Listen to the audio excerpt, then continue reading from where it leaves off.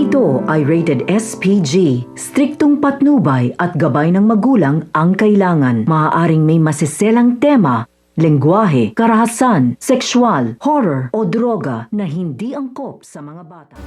Welcome back mga ka-episode plus at narito mga dapat nating abangan dito nga lang sa FPJ's Batang Quiapo kung saan nagtagumpay nga itong nga sila Tanggol na pigilan itong nga sila JP sa kanilang masamang binabalak dito nga kay Mokang. At ito nga palang si Tanggol din ang kukumpleto sa 18th roses nga nito ni Mokang.